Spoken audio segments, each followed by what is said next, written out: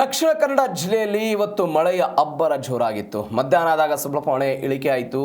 ದಕ್ಷಿಣ ಕನ್ನಡ ಜಿಲ್ಲೆಯ ಜೀವ ನದಿಗಳಾದ ನೇತ್ರಾವತಿ ಮತ್ತು ಕುಮಾರಧಾರ ನದಿ ಪಾತ್ರಗಳ ಪ್ರದೇಶಗಳು ಈ ಪ್ರದೇಶದಲ್ಲಿ ಭಾರಿ ಮಳೆಯಾಗಿದೆ.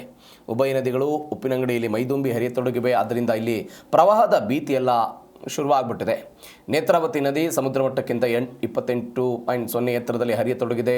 ಸುಮಾರು 10:30 ಗಂಟೆಗೆ ಸ್ವಲ್ಪ ಮಟ್ಟಿನಲ್ಲಿ ನದಿಯಲ್ಲಿ ನೀರು ಕಡಿಮೆ ಆಗಿತ್ತು. ನಿನ್ನೆ ಮಧ್ಯಾಹ್ನ 1:30 ಗಂಟೆಯಿಂದ ಮತ್ತೆ ನೀರಿನ ಮಟ್ಟ ಏರಿಕೆ ಆಯಿತು. ನಿನ್ನೆ ರಾತ್ರಿ 7:30 ಆಗುವಾಗ 30 ಮೀಟರ್ಗೆ ಬಂದು ನಿಂತಿತ್ತು. ಇಲ್ಲಿ ನದಿ ನೀರಿನ ಅಪಾಯದ ಮಟ್ಟ 30.05 ಆಗಿದೆ.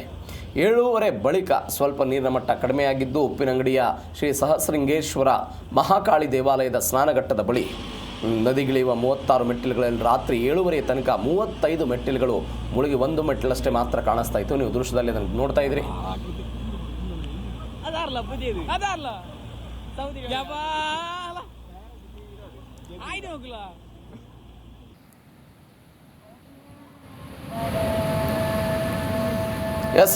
ಹೀಗಾಗಿ ರಾಜ್ಯದಲ್ಲಿ ಬೇರೆ ಬೇರೆ ಕಡೆಗಳಲ್ಲೆಲ್ಲ ಮುಂದುವರೆದಿದೆ ಮಳೆ ಅಬ್ಬರ.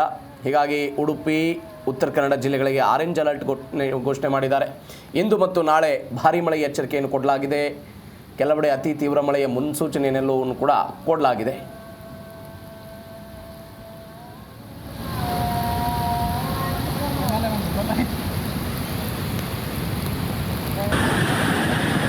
ಈ ವರ್ಷ ಮೊದಲನೇ ಬಾರಿ ಇಷ್ಟೊಂದು ನೀರಿದೆ.